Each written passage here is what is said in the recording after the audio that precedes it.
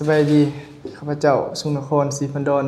เป็นหัวหน้าผู้ฝึกสโมสรฐานแข้งสวรรณเขตสำหรับความพร้อมของเฮาในนั้นนี่ก็ถือว่ามีความพร้อมบ่หลายเนาะถือว่านักกีฬาก็มีอาการบาดเจ็บแล้วก็บ่สบายเป็นในตัวแน่เนาะเจ้ารูปแบบการเล่นคู่ต่อสู้ก็ได้เบิ่งในไลฟ์สดการแข่งขัน2นัดที่ผ่านมาของคู่ต่อสู้ที่จะพบในมื้ออื่นนี้เนาะก็เฮาจะพยายามปรับเกมใส่ให้ดีขึ้นเนาะจุดดีของทีมเฮานี่ก็แม่นนักกีฬาเฮาได้นอนศูนย์หมดเนาะก็จะเป็นทั้ง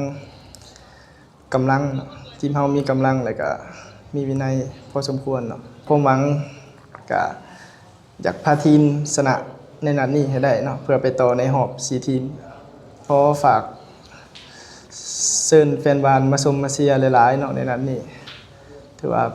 เป็นนัดสำคัญเนาะรอบ8ทีมเนาะเพราะก็เป็นตัวแทนจากแข้งสวรรณเขตเป็น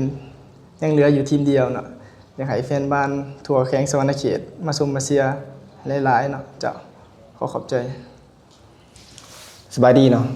ข้าพเจ้าดาวประสิทธิ์หมื่นภูมิเนาะนักกีฬาจากฐานแขวงสวรรณเขต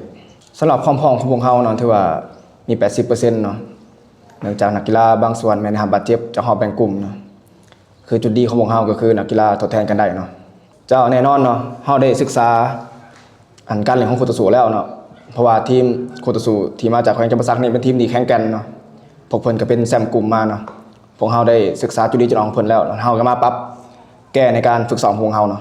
แน่นอนความหวังของพวกเฮาก็คือการได้รับชัยชนะในนัดนี้เพื่อเฮาไปต่อในรอบ4ทีมเนาะสุดท้ายนี้อยากฝากถึงแฟนบ้านชาวแขวงสวรรณเขตเนาะอยากให้เข้ามาชมมาเชียร์กันให้หลายๆเนาะนัดนี้เป็นนัดที่สำคัญเนาะม่วนมันแน่นอนเนาะขอบใจ